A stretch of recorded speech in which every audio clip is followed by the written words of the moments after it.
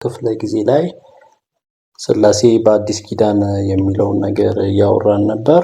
በአዲስ ኪዳን የሶስቱን አካላት መገለጥ አይተናል። ኢየሱስ ሲጠመቅ ተጠምቆ የወጣው ኢየሱስ እንዳለ፣ አብ ደግሞ በእርሱ ደስ የሚለኝ የምወደው ልጄ ይህ ነው ብሎ እንደተናገረ፣ መንፈስ ቅዱስ በርግብ አምሳል እንደወረደበት ወይም በኢየሱስ ክርስቶስ ላይ እንዳረፈበት አይተናል። የመጀመሪያው ጥቅስ።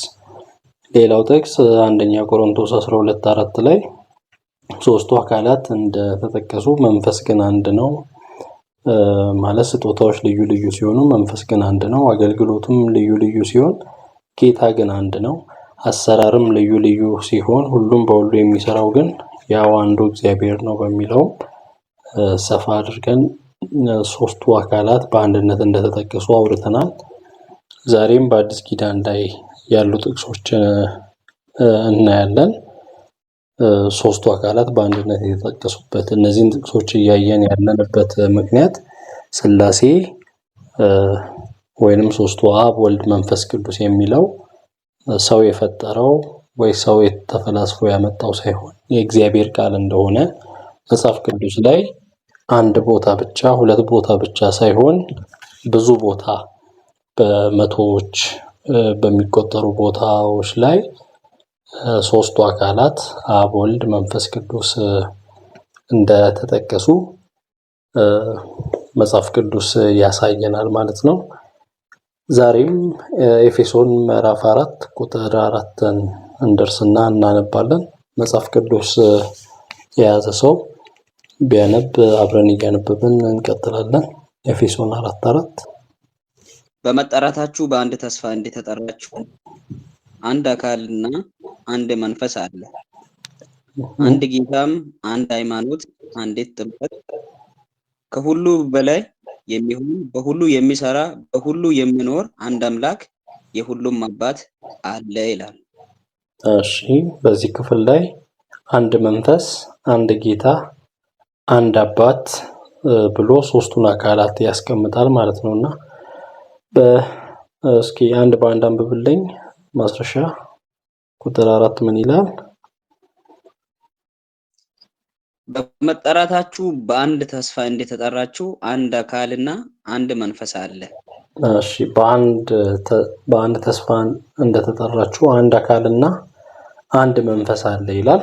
እዚህ ጋር አካል የምትለዋን ኦንሊ ጂሰሶች እንግዲህ ወይንም የሐዋርያት ቤተክርስቲያን የሚባለው በኢትዮጵያ አንድ አካል አለ ብሎ ነው የሚያምነው። አንድ አካል ማለት እግዚአብሔር አንድ አካል ነው። አብ፣ ወልድ፣ መንፈስ ቅዱስ ሶስት አካላት የተለያዩ አካላት ሳይሆኑ አንድ አካል ነው እና አብም ኢየሱስ ነው፣ ወልድም ኢየሱስ ነው፣ መንፈስ ቅዱስ ደግሞ ጀስት የእግዚአብሔር መንፈስ ኃይል ነው፣ እግዚአብሔር ስራው የሚሰራበት ኃይል ነው ብለው ነው የሚያምኑት። ለዛም ነው አብም ወልድም ኢየሱስ ነው፣ ኦንሊ ጂሰስ ብቻ ነው ሁለቱም፣ ሌላ አካል የለም በሚል ነው የሚያምኑት እና አንድ አካል አለ ለሚለው ትምህርታቸው እንደ ማጽኛ ለመጠቀም እቺን ጥቅስ ይጠቀማሉ። አንድ አካልና አንድ መንፈስ አለ የሚለው አንድ አካል አለ፣ ያ አንድ አካል እግዚአብሔር አንድ አካል አለው የሚለውን ያሳያል ብለው ነው የሚጠቀሙት።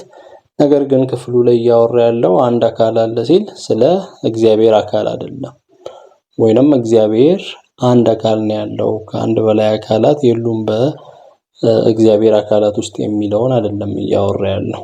ክፍሉ እያወራ ያለው ስለ ቤተክርስቲያን ነው። ምናልባት መንቼ አንደኛ ቆሮንቶስ 12:12ን ብታነብልኝ በዚሁ። አካልም አንድ እንደሆነ ብዙ ብልቶች እንዳሉበት ነገር ግን የአካል ብልቶች ሁሉ ብዙዎች ሳሉ አንድ አካል እንደሆኑ ክርስቶስ ደግሞ እንዲሁ ነው ይላል። አያችሁ፣ አሁን አንደኛ ቆሮንቶስ 12:12 ላይ ከሰው ሰውነት አንጻር ስለ ኢየሱስ ክርስቶስ ያወራል። የአንድን ሰው ሰውነት ስናይ አካሉ አንድ ነው፣ ሰውነቱ አንድ ነው። ነገር ግን ብዙ ብልቶች አሉ። እጅ አለ፣ እግር አለ፣ ዓይን አለ፣ የተለያዩ የአካል ክፍሎች አሉ። እነዛ የአካል ክፍሎች የተለያዩ ቢሆኑ አካል ግን ስቲል አንድ ሰው ነው ወይንም አንድ አካል አንድ ሰውነት ነው አለ የሚባለው። እግር ስላለ እጅ ስላለ ሌላ አይባልም ነው።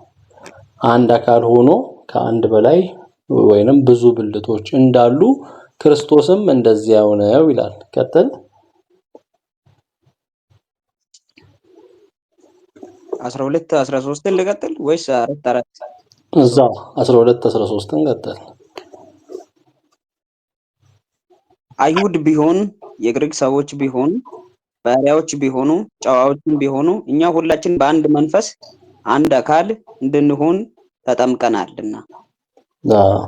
አይሁድ ቢሆን ሁላችን አይሁድ ቢሆን የግሪክ ሰው ቢሆን ባሪያ ቢሆን ጨዋ ቢሆን እያለ ያለው የተለያዩ የማህበረሰብ ክፍሎችን ነው እያወራ ያለው እና ይሄ የእግዚአብሔር መንግስት ሁሉንም አንድ አድርጎ እንደያዘ አይሁድ አለ፣ የግሪክ ሰው፣ ባሪያ፣ ጨዋ የሚባል አለ። ሁላችንም እንደዛ አይነት ክፍፍል የለም። ምን እንድንሆን ምንድነው የሚለው አንብብልኝ። አይሁድ ብንሆን የግሪክ ሰዎች ብንሆን ባሪያዎች ብንሆን ጨዋዎች ብንሆንም እኛ ሁላችን በአንድ መንፈስ አንድ አካል እንድንሆን ተጠምቀናልና። በአንድ ሁላችንም አንዱን መንፈስ ጠጥተናል። አንድ አካል እንድንሆን ተጠምቀናል ይላል። አንድ አካል እያለን ያለው በዚህ በክርስቶስ ላይ ክርስቶስ እንዲሁ ነው። እኛ ሁላችን የተለያየን ሆነን ሳለን በአንዱ መንፈስ በመንፈስ ቅዱስ አማካኝነት ወደዚህ አካል ተጠምቀናል ማለት ነው። ተጠምቀናል ማለት በእንግሊዘኛ ባፕቲዝም የሚል ነው። ባፕቲዞ ከሚል ከግሪክ ቃል ነው የመጣው። ሰጥሞ መግባት ማለት ነው። የሆነ ነገር ላይ ሰጥሞ መግባት እና ወደ ክርስቶስ አካል ወደዚህ አካል ሰጥመን ገብተናል። ያ አንዱ መንፈስ ቅዱስ እዚህ አካል ላይ ገጥሞናል። በአንዱ መንፈስ በዚህ አካል ላይ በክርስቶስ አካል ላይ ገጥሞናል። ያ ማለት ቤተክርስቲያን የምትባለዋ ማለት ነው። አካሉ ቤተክርስቲያን ናት። የቤተክርስቲያን ራስ ደግሞ ክርስቶስ ነው እና የክርስቶስ አካል የኢየሱስ ክርስቶስ አካል ነው የሚባለው። ያንን አካል ነው እያወራ ያለው። አንድ አካል አለ ሲል ስለ ቤተክርስቲያን ነው። መተን ስለተገጠምንበት የተለያየ እዚህ ጋር ያለን ሰዎች ራሳችን የተለያየ አይነት ሰዎች ነን፣ አንተዋወቅም። ባክግራውንዳችን ቢጠና በዘር ቢጠና የተለያየ አይነት ዘር ያለን፣ የተለያየ አይነት ቦታ አገር ያለን፣ የተለያየ የእውቀት ደረጃ፣ የትምህርት ደረጃ፣ የሥራ ሁኔታ ላይ ያለን ሰዎች ነን።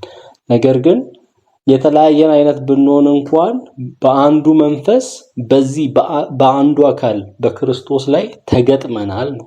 በአንዱ መንፈስ ተጠምቀናል፣ ወደዚህ አካል ገብተናል እና አንድ አካል አለ እየተባለ ያለው ይሄ ነው። አንድ ሆነናል።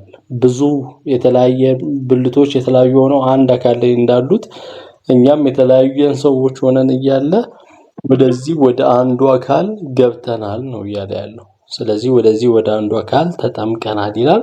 እዛው ኤፌሶን ደግሞ ምዕራፍ 1 ቁጥር 23ን ስናነብ እንዲህ ይላል።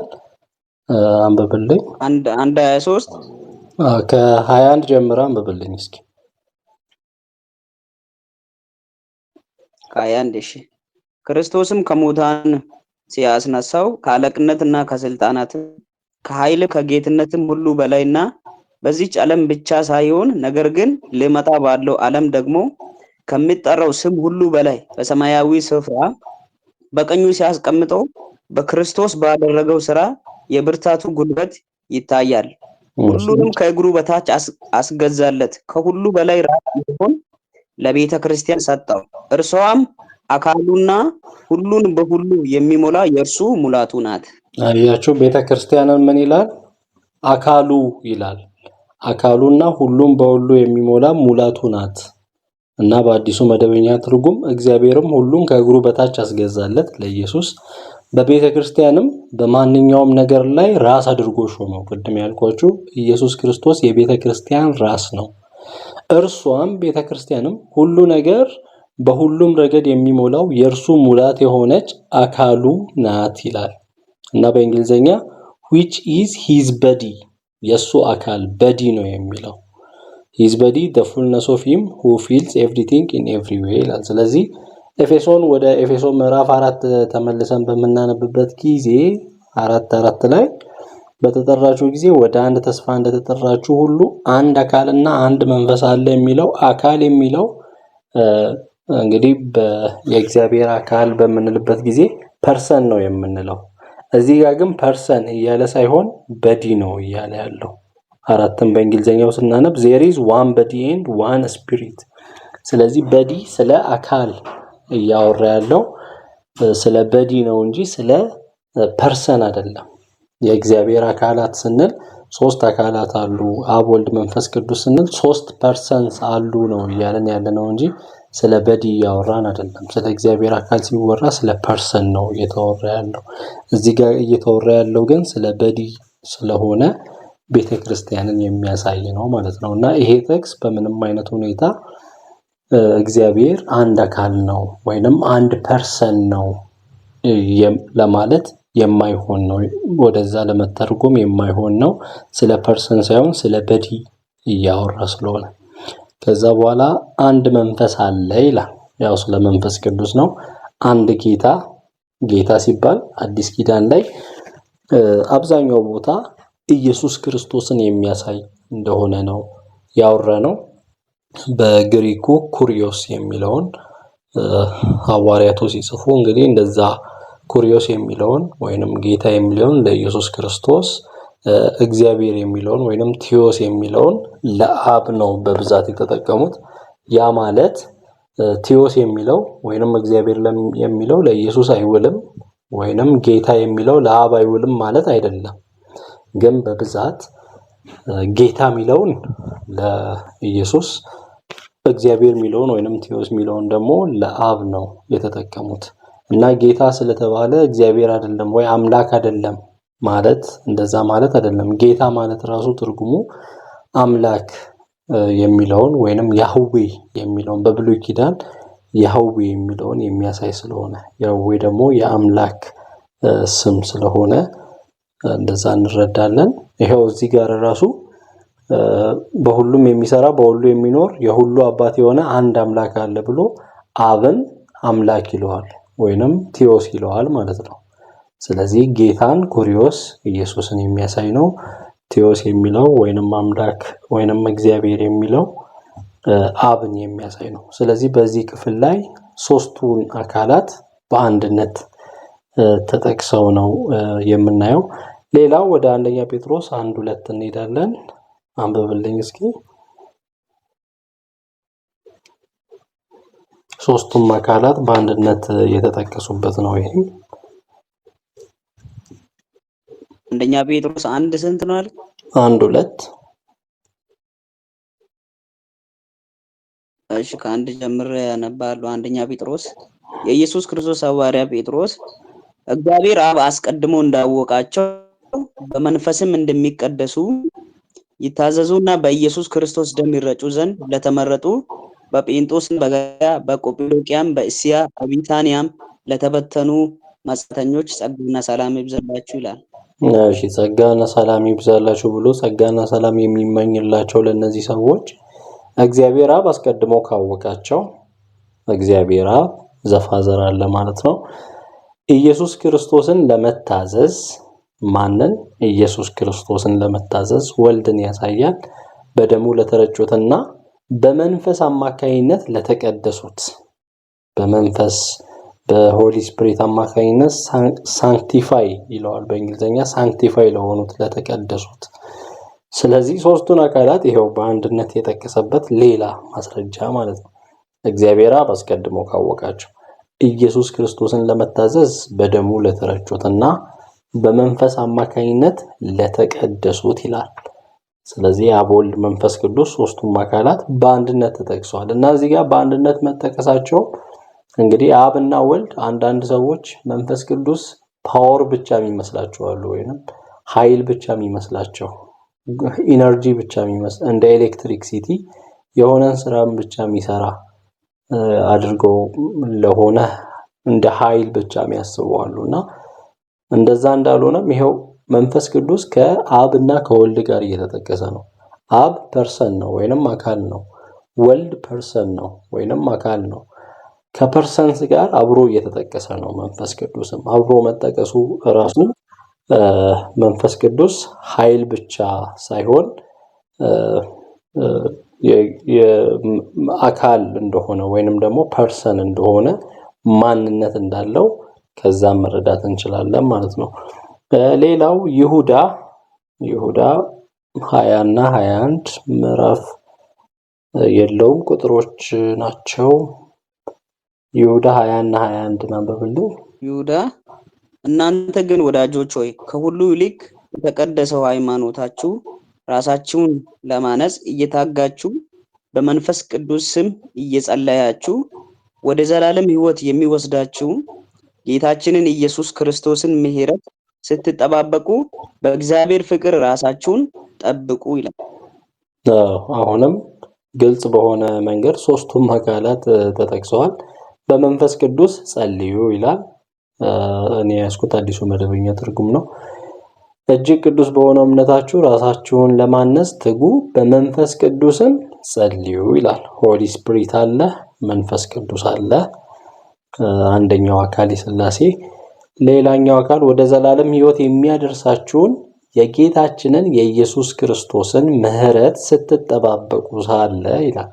የጌታችንን የኢየሱስ ክርስቶስን ምሕረት፣ ከዛ በእግዚአብሔር ፍቅር ራሳችሁን ጠብቁ ይላል።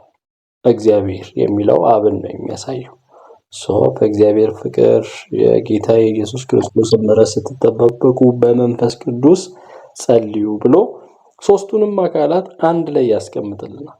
ስለዚህ ሶስቱም አካላት እንደዚህ በአንድነት የተጠቀሱት አንድ ቦታ ሁለት ቦታ አይደለም፣ እጅግ ብዙ ቦታ ላይ እንደዚህ በአንድነት ተጠቅሷል። ምናልባት ስሉሳዊያት ምንባባት ይባላሉ መጽሐፍ ቅዱስ ላይ። ትሪያዲክ ቴክስት ወይንም ስሉሳዊያን ምንባባት ሶስቱም አካላት በአንድነት የተጠቀሱበት መጽሐፍ ቅዱስ ላይ ወይንም ሥላሴ የተጠቀሰበት አብ፣ ወልድ፣ መንፈስ ቅዱስ የተጠቀሱበት የመጽሐፍ ቅዱስ ጽሑፎች ስሉሳዊያት ምንባባት ይባላሉ እና ቪዲዮም አለ ቴሌ ማለት ዩቲዩብ ላይ ገብታችሁ ማንበብ ትችላላችሁ። በዛ ዙሪያ ብቻ የሰራናቸው ቪዲዮዎች አሉ እና መጽሐፍ ቅዱስ ስለ እግዚአብሔር ያለውን አስተምህሮ ጠቅለል አድርጎ በሶስት ማየት ይቻላል። እና ሥላሴ ስንል እንግዲህ ስንጀምርም ምንድን ነው ያልነው? ስለ እግዚአብሔር ነው እየተማርን ያለነው፣ ስለ እግዚአብሔር ነው እያጠናን ያለነው። ስለ አምላክ ሁሉን ፈጣሪ ስለሆነው አምላክ በቦታ የማይገደበው በጊዜ የማይገደበው እና ይሄንን ባህሪ ራስዎን አስቡበት ብላችሁ ከአይምሯችሁ በላይ ነው። አሁን እግዚአብሔር ከቦታ ለመኖር ቦታ ያስፈልገው። ይሄንን ነገር ስታስቡ ማለት ቦታ ሳይኖርም ነበር እግዚአብሔር። እኛውን ቦታ ያስፈልጋል። መሬት ላይ ነው የምንኖረው፣ የምንቀመጥበት የምናርፍበት ቦታ ያስፈልጋል እና ቦታ እንይዛለን ማተር ስለሆንን ማለት ነው። እና እግዚአብሔር ግን ለቦታ አይገድበውም። አንደኛ ቦታ አይፈልግም ለመኖር እና ምን አይነት ነገር ነው ብላችሁ ያንን እንድታስቡ ብጠይቃችሁ ይሄ ነገር ራሱ ከባድ ነው የሚሆነው። ምክንያቱም እኛ ያለ ቦታ ኖረን ስለማናውቅ እግዚአብሔር ያለ ቦታ ይኖራል የሚለውን ነገር ልንረዳ አንችልም። ማለት ኤክስፒሪየንስ ያላደረግነው ነገር ነው። ያለ ቦታ ኖረን አናውቅም። ለመኖር ቦታ እንፈልጋለን። ስለዚህ ግምት ካልሆነ በስተቀር እርግጠኛ የሆነ ነገር ልንረዳ አንችልም። እግዚአብሔር ከጊዜ ውጪ ነው የሚኖረው። ከጊዜ ውጪ ነው የሚኖረው ማለት እንዴት ትረዱታላችሁ ይሄንን?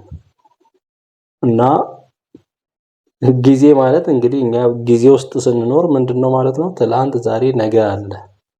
ትላንት እና አሁን ከዚህ በኋላ የሚመጣ ጊዜ እንደዛ በጊዜ ውስጥ እየኖርን ነው። ነገር ግን ጊዜ ሳይፈጠር እግዚአብሔር ነበር።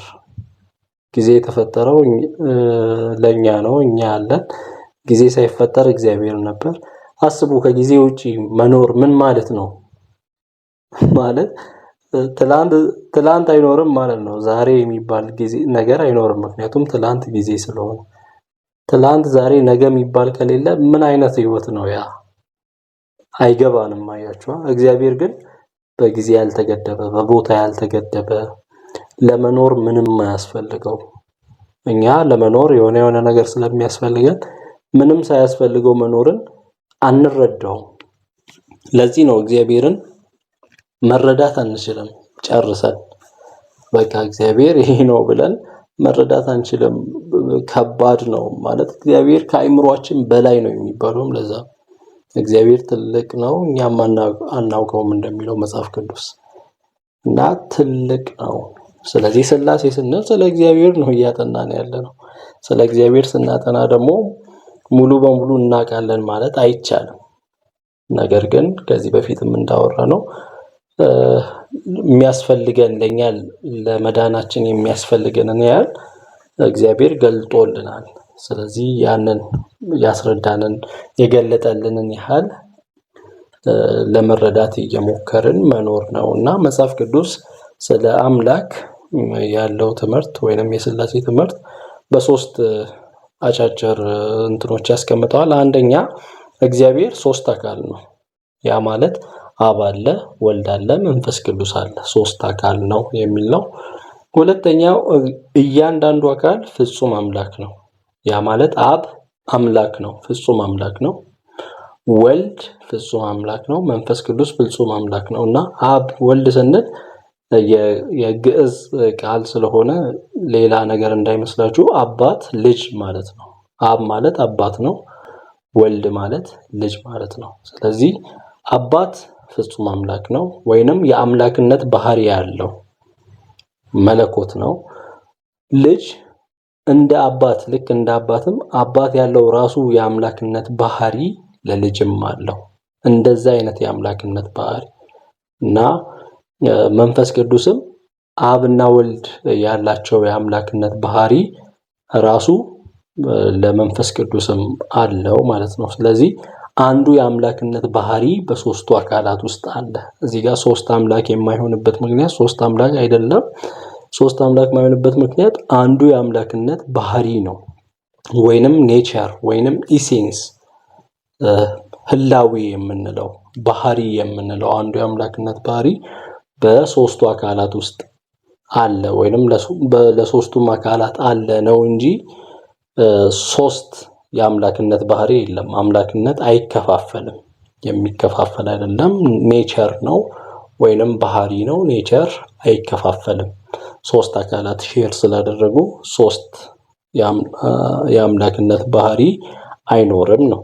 ስለዚህ ኔቸር ወይንም ሆሞኡሲያስ የሚባለው ማለት ነው። እና ሌላኛው እግዚአብሔር አንድ ነው የሚል ነው። ወይንም አንድ እግዚአብሔር አለ። አሁን እንዳልኳችሁ ሶስት አካላት አሉ። እግዚአብሔር ሶስት አካል ነው። እግዚአብሔር አንድ ነው። አንድ የእግዚአብሔር ባህሪ ነው ያለው። ሶስቱም አካላት ያንን አንዱን ባህሪ ሼር አድርገውታል፣ ተጋርተውታል ከዘላለም ጀምሮ። ስለዚህ አንድ በአንድ ስናይ እግዚአብሔር ሶስት አካል ነው የሚለውን አንድ በአንድ እኔ እግዚአብሔር ሶስት አካል ነው ሲባል በቀላሉ አብ ወልድ አይደለም ማለት ነው።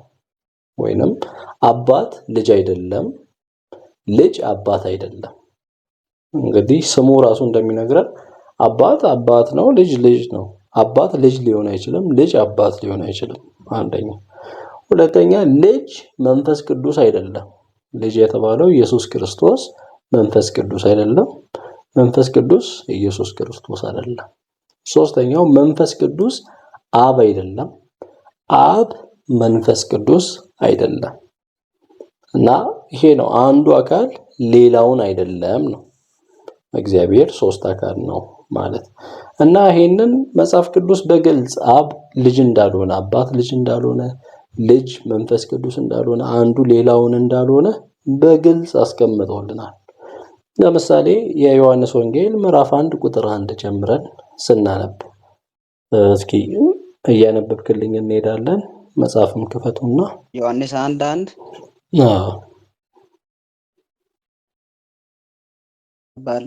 በመጀመሪያ ቃል ነበር፣ ቃልም በእግዚአብሔር ዘንድ ነበር፣ ቃልም እግዚአብሔር ነበር ይላል።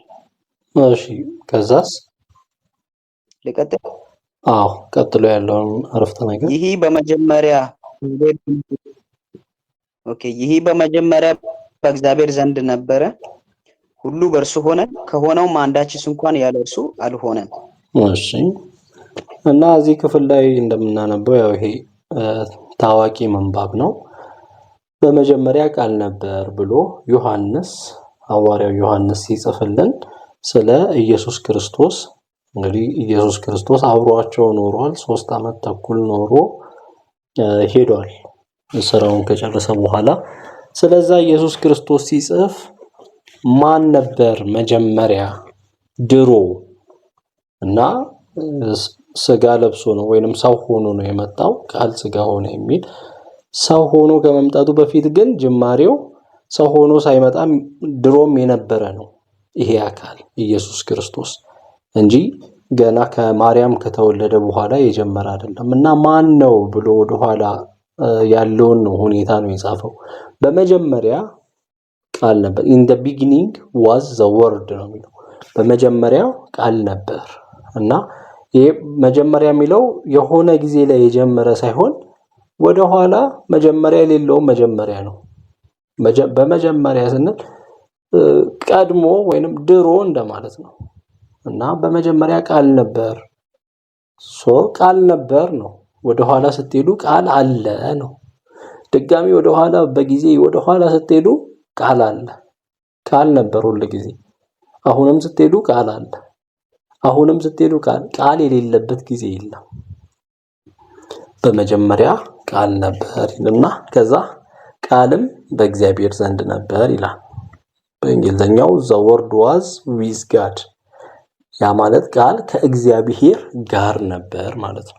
ከእግዚአብሔር ጋር ነበር ማለት ሁለቱ አካላት የተለያዩ ናቸው። ቃልና እግዚአብሔር የተባለው እዚህ ጋር እንዴ ታዲያ ምንድነው የሚያሳየው? ቃል ማን ነው? እግዚአብሔር ማን ነው ከተባለ ቃልን ወደ ታች ወርዶ ቃልም ስጋ ሆነ ሲል ኢየሱስ እንደሆነ እንረዳለን። ቁጥር 14 ላይ ቃልም ስጋ ሆነ ይላል። ስለዚህ ያ ኢየሱስ ወይንም ቃል የተባለው ከማን ጋር ነበር? ከእግዚአብሔር ጋር ነበር። ያ እግዚአብሔር የተባለው ማን ነው? አብ። ኦኬ ቃል ከእግዚአብሔር ጋር አብሮ የነበረ። ስለዚህ ከዚህች አረፍተ ነገር ጋር ራሱ ሁለት አካላት እንደሆኑ መረዳት ትችላላችሁ። እንዴ ቃልም ከእግዚአብሔር ጋር ነበር የሚለው እግዚአብሔር የሚለው አብ እንደሆነ በምን አወቀ ካላችሁ ቁጥር 18 ላይ እዛው 1:18 ላይ ማንም እግዚአብሔርን ያየው የለም በአባቱ እቅፍ ያለው አንድያ ልጁ ተረከው ይላል። በአባቱ እቅፍ ያለ ነው ይሄ አንድያ ልጅ። በአባቱ እቅፍ ያለው አንድያ ልጁ ግሪኩ ምንድነው የሚለው? አንድያ ልጁ የሚለው ሞኖጌኔስ ቲዮስ ነው የሚለው። አያችሁ ቲዮስ እስካሁን እየነገርኳችሁ ነበር። ያው ግሪኩን እያልኩ የማወራው ምንድነው መጽሐፍ ቅዱስ አዲስ ኪዳን በግሪክ ነው የተጻፈው። ለዛ ኦሪጂናል ቃላቱን እነዚህ ቃላቱን ማወቅ አለብን ማለት ነው። ስለዚህ ሞኖጌኔስ ቲዮስ ሲል እስካሁን እንግዲህ ደጋግሜ አውርቻለሁ። ቲዮስ ምንድነው ከተባለ እግዚአብሔር ማለት ነው ወይንም አምላክ ማለት ነው። ቲዮስ ማለት ኩሪዮስ ጌታ ነው እያልኩ ደጋግሜ ነግሬያችኋለሁ። ኢየሱስም ምን ይለዋል? ሞኖጌኔስ ቲዮስ ይለዋል። ሞኖጌኔስ ቲዮስ ማለት አንድያ ልጁ የሆነው አምላክ ነው። አያችሁ በአባቱ እቅፍ ያለው አንድያ ልጁ የሆነው አምላክ ልጁ ራሱ አምላክ ነው እያለ ነው። ስለዚህ ከአባቱ ጋር ያለ ልጁ ራሱ ምንድነው? አምላክ። ስለዚህ ከአባቱ ጋር ልጅ አለ ነው። ላይ ቃል ከእግዚአብሔር ጋር ነበር አለን አይደል? ስለዚህ ቃል ከአምላክ ጋር ነበር። ቃል ልጁ ነው። ልጅ ከአባቱ ጋር ነበር እንደማለት ነው። ታች መጥቶ ፈታለን። መጽሐፍ ቅዱስ ሲፈታ እንደዚህ ነው የሚያብራራለን። ከዛ ቀጥሎ ምን ይላል? ቃልም እግዚአብሔር ነበር ይላል። ኦኬ ይሄ ቃል ምንድነው? ዝም ብሎ ኦንሊ ጂሰሶች ምን ይላሉ? ይሄ ቃል ንግግር ብቻ ነው ይላሉ። የአብ ንግረተ ቃል ነው ይላሉ ቢሾፕ ተክሌ ኦንሊ ጂሰስን ያስጀመሩት። ንግግር ብቻ ነው ይላሉ እና ግዑዝ ነው ማንነት የሌለው ነው ይላሉ። መጽሐፍ ቅዱስ ግን ምን ይለናል? ቃልም እግዚአብሔር ነበር ይለናል። ምን ማለት ነው? እግዚአብሔር የተባለው እዚህ ጋር ምንድነው ከተባለ አምላክነትን የሚያሳይ ቃል አምላክ ነበር። ታች መጥቶ ልጅ አምላክ ነው እንዳለው ይሄ ቃል ቴዎስ ነው። ቃል ቴዎስ ነው። ሎጎስ ቃል እየተባለ ያለው ሎጎስ ነው በግሪኩ። ያ ሎጎስ ቴዎስ ነው እያለን ነው። ምን ማለት ነው? ቃል አምላክ ነው ማለት ነው። ቃል ማን ነው ብያችኋለሁ? ልጁ ኢየሱስ ክርስቶስ። ኢየሱስ ክርስቶስ አምላክ ነው ማለት ነው። ስለዚህ ይህም በመጀመሪያ በእግዚአብሔር ዘንድ ነበር ሲል ይሄ ቃል በመጀመሪያ ከእግዚአብሔር ጋር የነበረ ነው። ስለዚህ አያችኋ ቃል ነው፣ ከእግዚአብሔር ጋር የነበረ ነው፣ ራሱ እግዚአብሔር የሆነ ነው። ምን ማለት ነው? ከእግዚአብሔር ጋር የነበረ ነው ሲባል ከአብ ጋር የነበረ። ለምን አብ እግዚአብሔር ተባለ? የእግዚአብሔርነት ባህሪ ስላለ። ቃልም እግዚአብሔር ነበር፣ እሱ ራሱ የእግዚአብሔርነት ባህሪ ወይንም የአምላክነት ባህሪ ስላለው እሱም እግዚአብሔር ይባላል ወይንም አምላክ ይባላል። ልጅም አምላክ ይባላል። እሱ ከመጀመሪያው ከአብ ጋር ነበር፣ ልጅ ከአባት ጋር ነበር። ከዛ ምን ይላል? ሁሉ በእርሱ ሆነ ይላል። ኦኬ እርሱ ነው የሚለው አያችሁ አይደል? ይሄንን ቃልን እርሱ ነው የሚለው። እርሱ ለፐርሰን ማንነት ላለው ነገር ነው የሚውለው እና ሁሉም ነገር all things are made through him ነው የሚለው። made through him ማለት ፐርሰን ለሆነ ነገር ነው።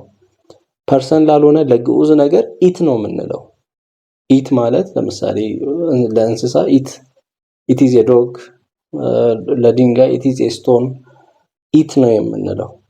ሂ ወይንም ሺ የምንለው ፐርሰን ለሆነ ነገር ነው እና በእርሱ የሚለውን everything is made through him፣ ሁሉም ነገር የተፈጠረው በእርሱ። all things are made through him፣ ሁሉም ነገር በእርሱ through him ተፈጠረ እያለ ነው።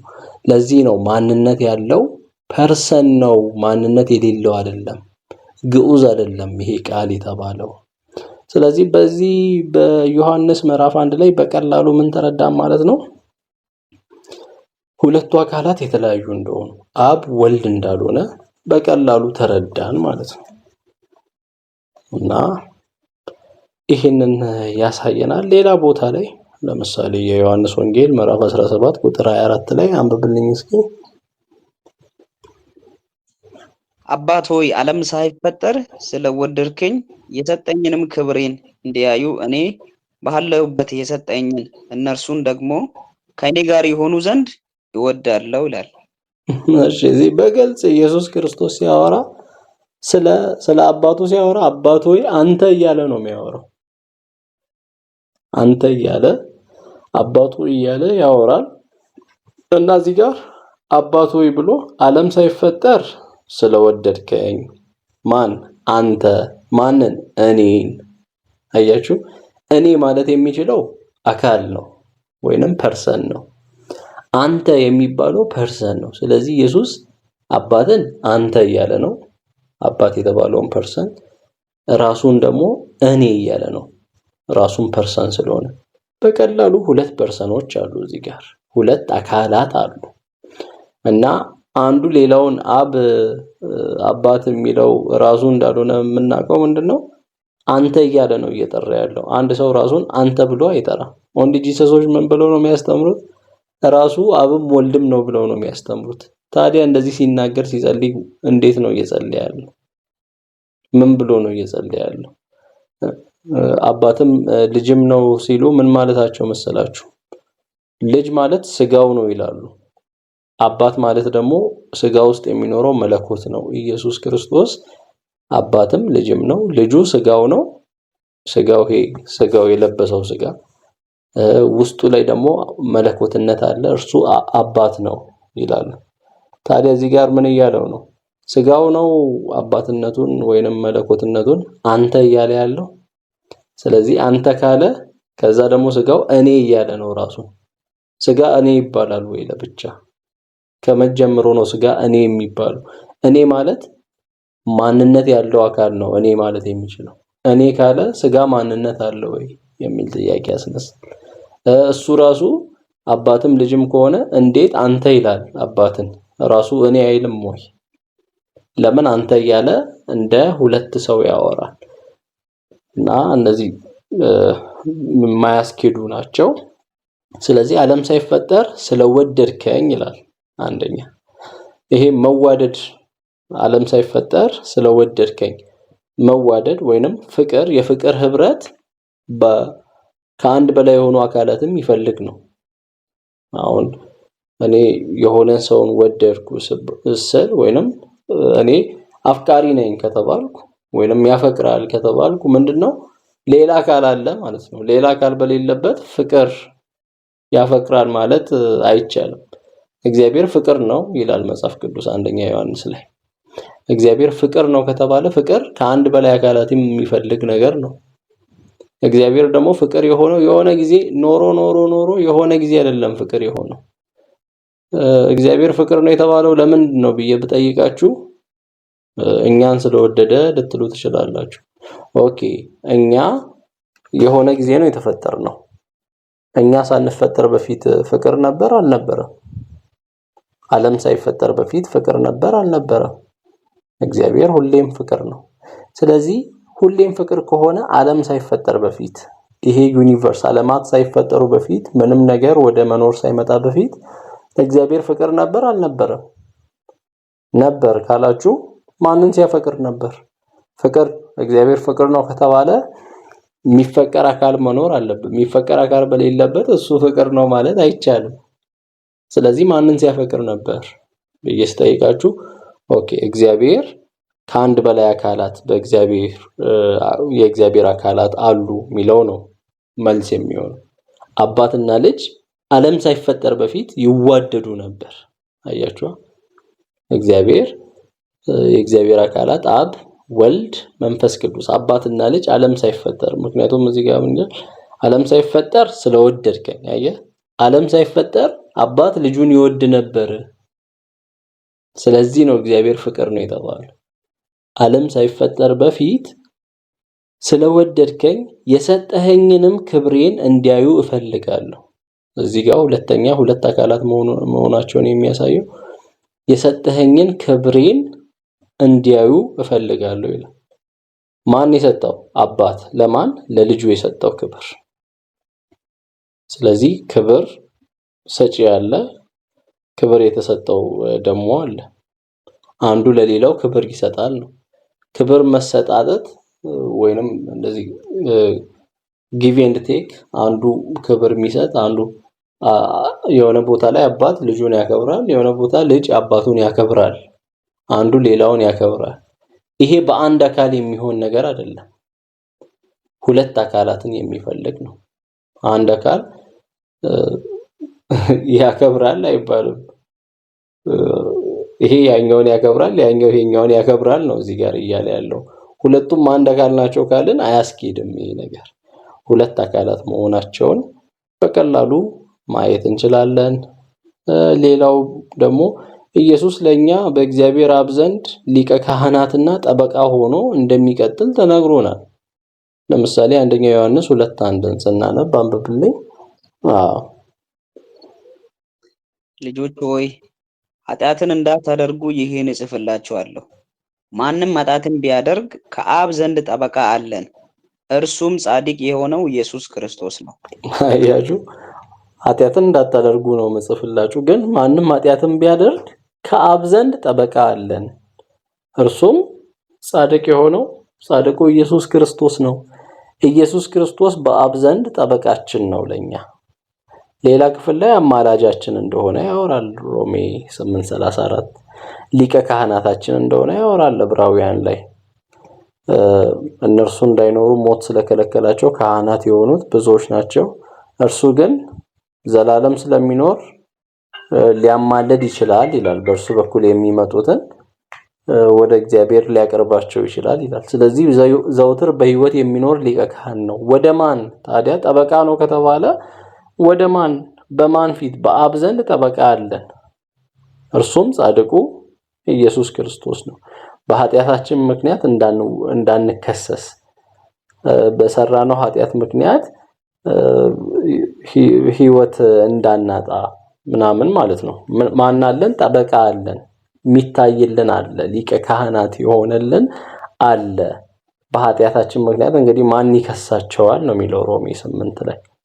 እንግዲህ እግዚአብሔር ያጸደቃቸውን ማን ይከሳቸዋል? ማን ይቃወማቸዋል?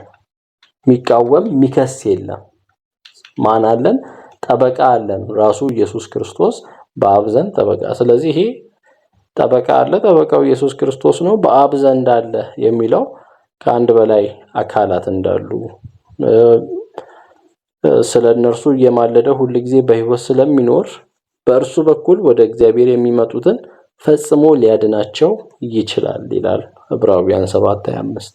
ስለዚህ በእግዚአብሔር ፊት የሚማልድልን በእግዚአብሔር ፊት የተቀመጠ በአብ ቀኝ የተቀመጠ የሚታይልን ጠበቃ አለ። እነዚህ ነገሮች አብ ልጅን እንዳልሆነ አባት ልጅን እንዳልሆነ የሚያሳዩ ነገሮች ናቸው። በጣም ብዙ እንግዲህ ኢየሱስ ክርስቶስ ሲናገር እጅግ በጣም ብዙ አንተ እያለ ነው አብም ደግሞ እርሱ እያለ ነው የሚያወራው ስለ ኢየሱስ። ባለፈው ተጠምቆ ሲወጣ አውርተናል ይሄንን። በእርሱ ደስ የሚለኝ የምወደው ልጄ እያለ ነው አብ ኢየሱስን የሚያወራው። እርሱ እያለ ነው እንጂ አብ እኔ እያለ አያወራም። አብና ልጅ አንድ ከሆኑ እኔ ነው መባል ያለበት፣ እርሱ አንተ መባባል ጀስት ዝም ብሎ ወረቀት መጨረስ ነው የሚሆነው። ሌላው ስለ መንፈስ ቅዱስ ላውራና እጨርሳለሁ። አብ መንፈስ ቅዱስ አይደለም፣ ልጅ ወይንም ወልድ መንፈስ ቅዱስ አይደለም።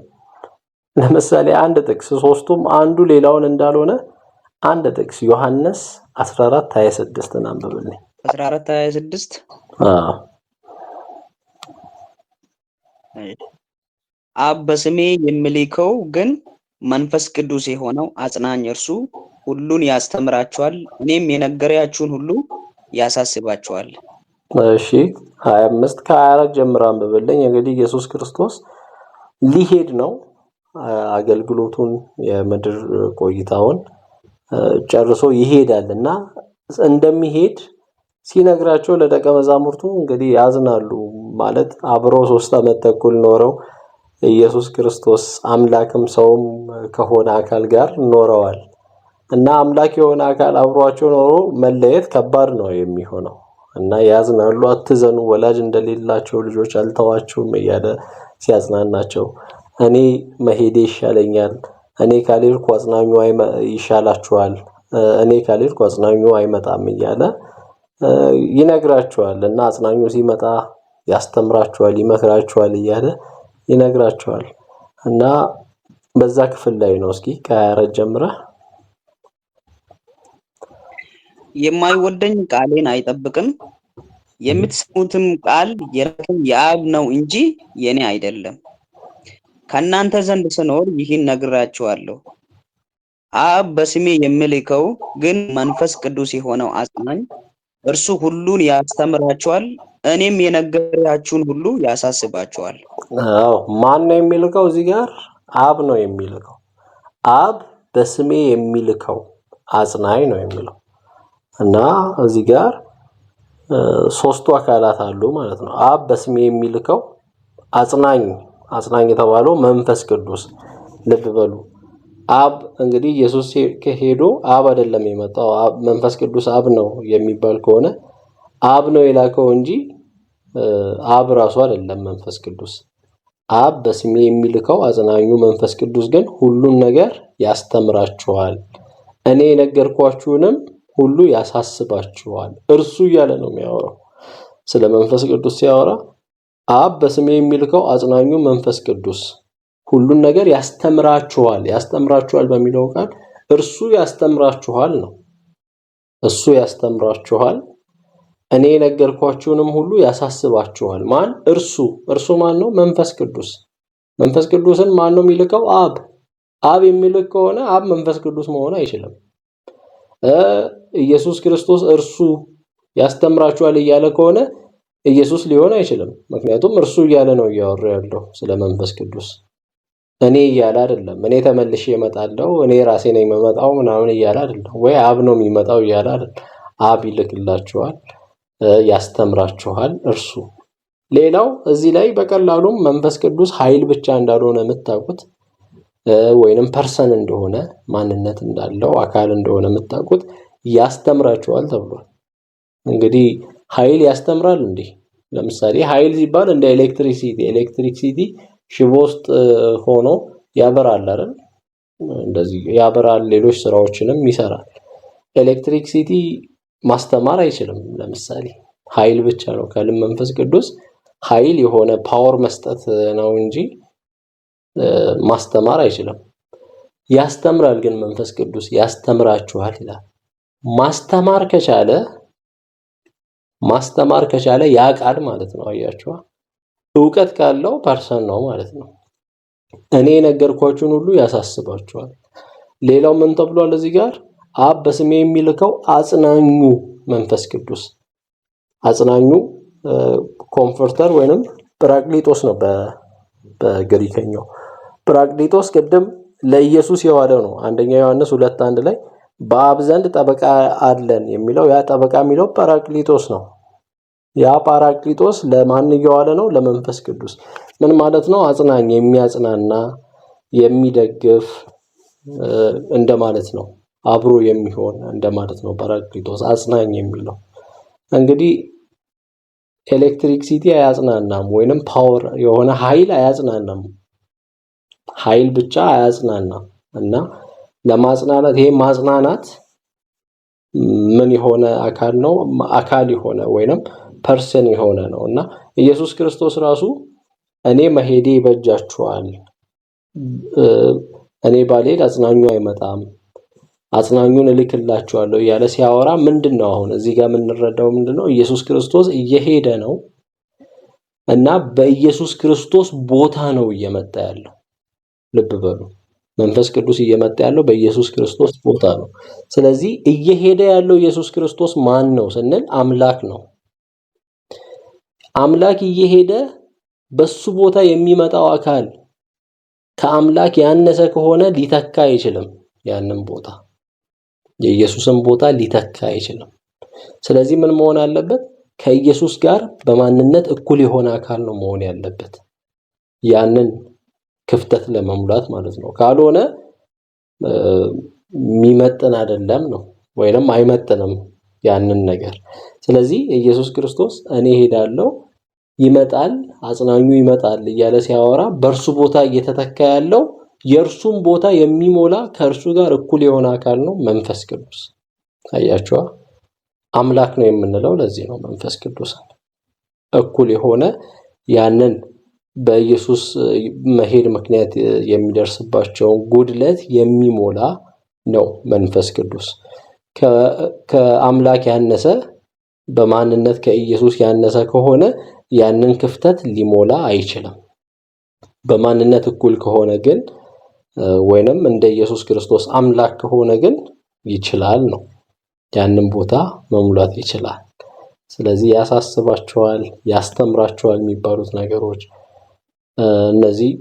ሌላም ቦታ መንፈስ ቅዱስ ይጸልያል፣ ስለኛ ይማልዳል እያለ ይቀጥላል። ስለ መንፈስ ቅዱስ ቀጣይ ሳምንት በደንብ በስፋት እናያለን። አካል እንደሆነ ፐርሰን እንደሆነ በስፋት ማየታችንን እንቀጥላለን።